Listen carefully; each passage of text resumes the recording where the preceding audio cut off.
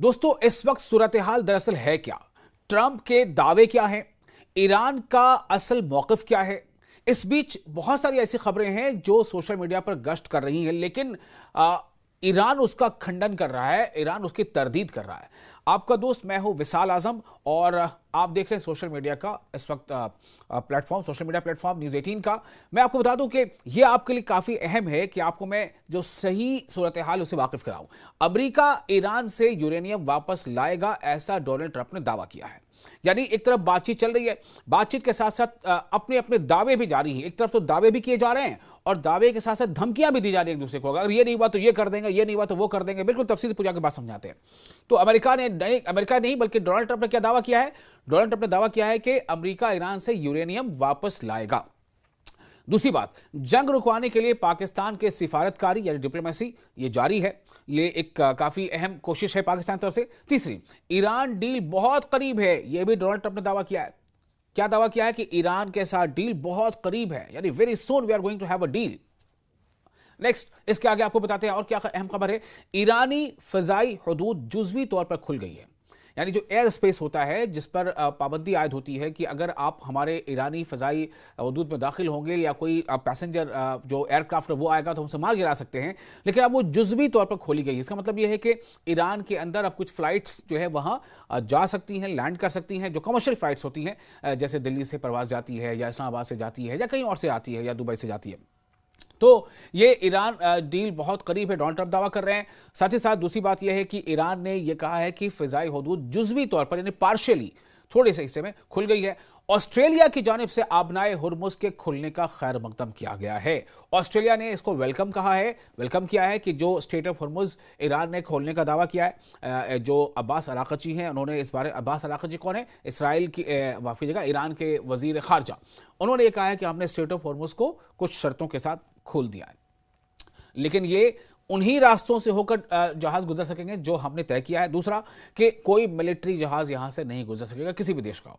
ठीक है, अब आपको बताते हैं कि लिबनान एक अहम मोड़ इस पूरे प्रोसेस का हो गया है, इसलिए कि ईरान का यह कहना था कि हमने स्ट्रेट ऑफ हॉर्मुज इसलिए खोला है क्योंकि इसराइल ने लेबनान पर बमबारी बंद कर दी है। यह ईरान का शुरू से मौक़िफ़ था कि इसराइल के हमले लेबनान पर बंद होने चाहिए। अब आपको बताते हैं कि डोनाल्ड ट्रंप का दावा क्या है, इस दावे की सच्चाई ईरान किस तरह से खोल रहा है, तो आपको बातें बताएंगे। पहले आप सुनिए कि डोनाल्ड ट्रंप का दावा क्या है। अमेरिकी सदर डोनाल्ड ट्रंप ने यह कहा कि किसी भी अमन मुआहिदे के तहत अमेरिका और ईरान मुश्तरका तौर पर यानी जॉइंटली तेहरान की एटमी तंसीबात से यूरेनियम निकालेंगे, जिसके बाद ये मवाद यानी ये जो न्यूक्लियर अफजूदगी होती है, जो सैचुरेशन होता है, ये मवाद अमरीकी सरजमीन पर मुंतकिल किया जाएगा। कहां ले आया जाएगा? अमरीकी सरजमीन पर ले आया जाएगा। डोनाल्ड ट्रंप का यह बयान ईरानी वजारत खारजा यानी मिनिस्ट्री ऑफ एक्सटर्नल अफेयर्स के उस बयान के बावजूद सामने आया है जिसमें कहा गया था कि इस्लामी जमहूरिया का अफजूदा यूरेनियम का जखीरा कहीं भी मुंतकिल नहीं किया जाएगा। क्लियर हो गई बात? अब मैं ये नहीं कह रहा हूं कि कौन सच्चा कौन झूठा, लेकिन मैं ये बता रहा हूं सिर्फ कि डोनाल्ड ट्रंप का दावा यह है कि हमारी बातचीत कुछ इस तरह से हो गई है कि जो सैचुरेटेड यूरेनियम है, जो अफजूदा यूरेनियम है, उसे हम ईरान से निकाल लेंगे और उसे अमेरिका मुंतकिल कर लेंगे। ये बात तय हो गई है। ये कौन कह रहा है? डोनाल्ड ट्रंप का दावा है, लेकिन ईरान का दावा इससे अलग है। बहरहाल अब आगे बढ़ते हैं। ऑस्ट्रेलिया वजीर आजम, जो ऑस्ट्रेलिया के वजीर आजम हैं, प्राइम मिनिस्टर हैं, एंथनी अल्बानीज, उन्होंने स्ट्रेट ऑफ हॉर्मुज की बंदिश खत्म किए जाने के ईरानी फैसले का खैर मकदम किया है, वेलकम किया है। ताहम उन्होंने सूरत हाल को अब भी नाजुक करार दिया है। एंथनी अल्बानीज ने 18 अप्रैल को सहाफियों को यह बताया कि यह एक मुस्बत खबर है जो हमें मौसूल हुई है। हमें उम्मीद है कि ये बरकरार रहेगी, लेकिन हम जानते हैं कि इसके असरात देर पा होंगे। उनका क्या कहना है? वो कह रहे हैं कि ये जो कुछ हुआ है इसको वेलकम किया जाना चाहिए। ये काबिल सताइश भी है और काबिल कबूल भी है, और साथ ही साथ उन्होंने कहा है कि लेकिन इसका असर भी काफ़ी पड़ेगा। जो भी मुल्क के जहाज़ अटके हुए थे, इस रास्ते पर फंसे हुए थे, वो वहाँ से आना जाना कर सकेंगे, मुल्कों को इससे राहत पहुँचेगी। लेकिन वो चाहते हैं कि ये जो स्ट्रेट ऑफ हॉर्मुज खुला है ये देर पा हो, ये लंबे समय के लिए हो, छोटे अरसे के लिए ना हो। इसका मतलब ये है कि अमेरिका पे कहीं ना कहीं वो इशारा कर रहे हैं कि अमेरिका को भी अपने अंदर लचक लानी चाहिए और अमेरिका को इस बात पर गौर करना चाहिए कि ईरान की डिमांड्स क्या हैं, तो आपस में मफाहमत हो, और ताकि ये जो अभी 2 हफ्ते का जो सीज फायर अभी इम्प्लीमेंटेड है, लागू है, इसकी मियाद आगे बहुत लंबे अरसे तक के लिए बढ़ जाए। ईरानी पार्लियामेंट, ताहम ईरानी पार्लियामेंट के स्पीकर मोहम्मद बाकर कालिबाफ ने ईरानी पार्लियामेंट के स्पीकर मोहम्मद बाकर कालिबाफ ने हफ्ते के रोज, हफ्ता कहते हैं सनीचर को, ठीक है, सैटरडे, तो ईरान के स्पीकर जो है, वहां के पार्लियामेंट के स्पीकर मोहम्मद बाकर कालिबाफ ने हफ्ते के रोज यानी सैटरडे को कहा कि अगर अमेरिका ने ईरानी बंदरगाहों की नाकाबंदी जारी रखी, ध्यान से सुनिए क्या कहा बाकर कालिबाफ ने, कि अगर अमेरिका ने ईरानी बंदरगाहों की नाकाबंदी जारी रखी तो ईरान तस्वीराती अहमियत की हामिल आबनाए हुर्मुज को दोबारा बंद कर देगा। कालिबाफ ने एक्स पर लिखा कि नाकाबंदी के तसलसल यानी उसको कंटिन्यू रखने के साथ आबनाए हुर्मुज खोली नहीं रहेगी, यानी कि आबनाए हुर्मुज हमने खोल दिया है लेकिन अमेरिका को भी ब्लॉकेड हटाना चाहिए और हटाना पड़ेगा। अगर आप ब्लॉकेड नहीं हटाओगे तो हम आबनाए हुर्मुज को फिर से बंद कर देंगे। उन्होंने मजीद कहा कि इस आबी गुजरगाह से, जो वाटरवे है, यहां से ईरान की इजाजत पर मुनहसर होगा यहां से गुजरना। कोई भी यहां से गुजरता है, कोई भी यहां से अगर गुजर कर आगे यहां से आना चाहता है, जाना चाहता है, उसके लिए इसकी वो किस पर डिपेंड करेगा? ईरान पे डिपेंड करेगा। अब एक और अहम बात आपको बताते हैं, जैसा मैंने आपको पहले बताया कि लेबनान एक अहम जो है एक पॉइंट है इस पूरे जंग बंदी का। लेबनान में चूंकि इसराइल लगातार हमले कर रहा था, एक तरफ इधर जब पहली दौर की बातचीत के लिए अमेरिका का और ईरान का डेलीगेशन इस्लामाबाद पहुंचा था, वहीं दूसरी तरफ इसराइल क्या कर रहा था? इसराइल जो है धुआंधार और जोरदार तरीके से लेबनान पर बमबारी कर रहा था। उसने 2-3 दिनों में इतनी बमबारी की, इसराइल की बमबारी का आलम यह था कि 10 मिनट के अंदर 150 से ज्यादा स्ट्राइक हुए थे, यानी बमों के हमले हुए थे 150 से ज्यादा, और इनमें अक्सर हमले जो है वो रिहायशी इलाकों में हुए थे और रिहायशियों को मजबूरन अपने घरों को छोड़कर निकलना पड़ा था। तब भी 3-4 दिन जो बमबारी हुई है उसमें मरने वालों की तादाद 2500 पहुंच गई।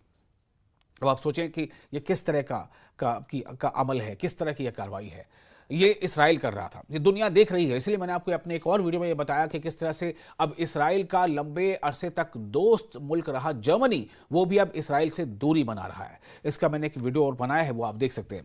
तो बहरहाल मैं ये बता रहा था कि लेबनान कैसे अहम हो गया है। लेबनानी सदर जो है, जिनका नाम है जोसेफ आउन, ये लेबनान के प्रेसिडेंट का नाम है। उन्होंने कहा है कि इसराइल हिजबुल्लाह जंग बंदी के निफाज के बाद, जंगबंदी जब नाफिज हो चुकी है, यानी सीज़फायर नाफिज हो चुकी है, उसके बाद उनका मुल्क मुस्तकिल मुआहिदों के लिए के एक नए मरहले की दहलीज पर है और अब वो किसी की जंगों का मैदान नहीं रहेगा।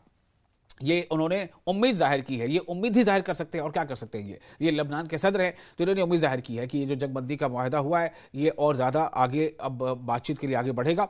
ऑन ने मजीद कहा है कि इसराइल के साथ बराह रास्त बातचीत कमजोरी की अलामत है, ना ही कोई समझौता, ठीक है, और ना तो ये कमजोरी की अलामत है और ना ही कोई समझौता है। मुज़ाकरात का मतलब किसी हक से दस्तबरदार होना और किसी उसूल पर सौदेबाजी करना, मुल्क की खुदमुख्तारी पर समझौता करना नहीं है, ये उन्होंने इस बात को बताया। इस बीच ये बता दें कि लेबनानी सरकारी मीडिया के मुताबिक इसराइल हिजबुल्लाह जंग में इसराइल लेबनान पर हमले करता है।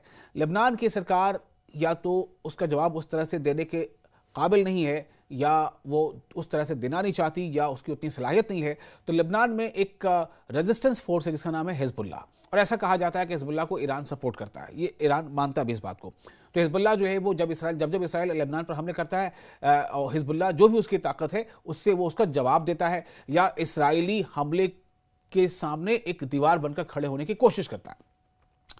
तो हिजबुल्लाह जंग में, यानी इसराइल हिजबुल्लाह जंग में 10 रोज़ा जंगबंदी के आगाज़ के बावजूद, 10 रोज़ा हालांकि जंगबंदी हो चुकी है, उसके बावजूद जनूबी लेबनान में एक मोटरसाइकिल पर इसराइली हमले के नतीजे में एक शख्स हलाक हो गया। ये इसराइल की अपनी, आप क्या कह सकते हैं, आप इसको जो समझे, सीज फायर होता है, उसके बावजूद इसराइल जो है जंगबंदी के बावजूद वहाँ पर हमले करता है। इसराइल की मंशा ही कुछ और है। इसराइल अक्सर जो है वो, अब देखिए गज़ा में जो सीज फायर के बाद जो सीज फायर हुआ, जिसे गज़ा पीस अकॉर्ड नाम दिया गया था, उसके निफाज यानी सीज फायर लागू होने के बाद अब तक जो वहाँ से खबरें आई हैं कि तकरीबन 500 से ज्यादा बार खिलाफ वर्जी इसराइल कर चुका है और वहां पर गजा में उस जंगबंदी के बावजूद गजा में कईयों को की जानें ले ली हैं इसराइल ने अपने हमलों में। तो ये तमाम इस वक्त तमाम बड़ी खबरें हैं जो फिलहाल यहाँ पर आई हैं। और जैसा मैंने आपको बताया कि ईरानी फिजाई हदूद जुज़वी तौर पर खुल गई है, ये भी एक अहम इसका पड़ाव है। तो वो खबर आपको ये बता रहे हैं वो ये है कि ईरान ने ये ऐलान किया है, सैटरडे को ऐलान किया था कि अपनी फिजाई हदूद का एक हिस्सा अपने पूरे एयर स्पेस का वो इंटरनेशनल फ्लाइट्स के लिए दोबारा खोल दिया है। ये ऐलान किया था, ये भी काफ़ी बड़ी बात है, जो उसके मशरक़ी इलाके से गुजरती हैं। ईरान का मशरक़ी इलाका यानी ईस्टर्न पार्ट, पूर्वी हिस्से से गुजरने वाली जो उसकी एयर स्पेस है ईरान की, उसके बारे में ईरान ने ये ऐलान किया कि हमने वो एयर स्पेस खोल दिया है। अब उससे होकर के परवाजें यानी फ्लाइट्स गुजर सकती हैं किसी भी दूसरे देश की।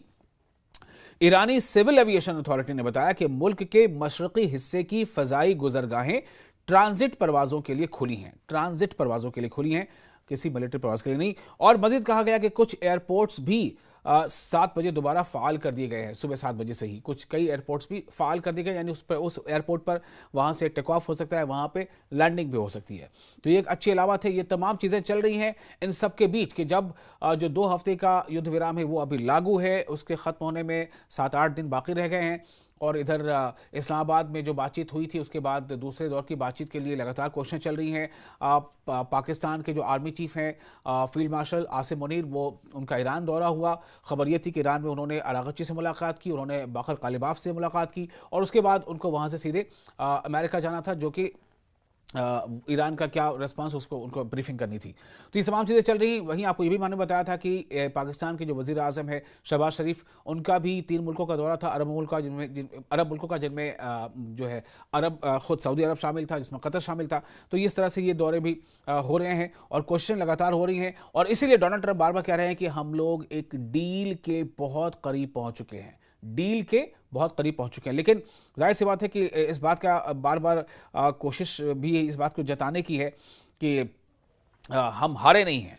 तो इसलिए डोनाल्ड ट्रंप के अपने दावे हैं। डोनाल्ड ट्रंप कह रहे हैं कि ये तय हो गया है या इस पर ईरान जो है वो राज़ी हो गया है कि जो सैचुरेटेड यूरेनियम है, जो अफजूदा यूरेनियम है, उसे ईरान से निकाल लिया जाएगा और उसे अमेरिका मुंतकिल किया जाएगा। लेकिन ईरान इसकी नफ़ी कर रहा है, ईरान इसका खंडन कर रहा है, तरदीद कर रहा है। ईरान का कहना है ऐसी कोई बात नहीं है। ईरान ने यह भी कहा है कि डील जो होती है 2 देशों के बीच, ऐसे 2 देशों के बीच जो लड़ रहे हैं और एक दूसरे पर जोरदार हमले कर रहे हैं, तो इन दोनों में जब डील होती है तो इसमें सोशल मीडिया से बातें नहीं बनती, सोशल मीडिया पे कुछ कह देने या लिख देने से। अब इसका समझिए आपके ईरान क्या कहना चाहता है। तो ये सूरत हाल है जो मौजूदा है।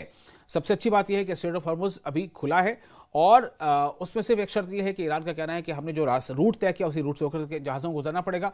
यहाँ से कोई मिलिट्री जहाज़ नहीं गुजर सकता, बाकी जहाज़ों को गुजरने की इजाज़त है और उस गुजरने के लिए भी इजाज़त लेना है। जब आप वहाँ से गुजर रहे होंगे तो इजाज़त लेना है वहाँ की IRGC से, फिर वहाँ से गुजरना है। ये एक बात है। दूसरी तरफ डोनाल्ड ट्रंप कह रहे हैं कि डील बहुत करीब हम पहुँच चुके हैं डील के। थर्ड पॉइंट ये है कि ऑस्ट्रेलिया ने इसका वेलकम किया है, कई देशों ने भी इसका वेलकम किया है। फोर्थ पॉइंट ये है कि पाकिस्तान अपनी डिप्लोमेसी में लगातार जो कोशिशें कर रहा है कि ईरान और अमेरिका के बीच जो डील होनी है वो डील बहरहाल फाइनल स्टेज तक पहुंचे और दुनिया एक बार फिर से जो है अमन और राहत की सांस ले सके।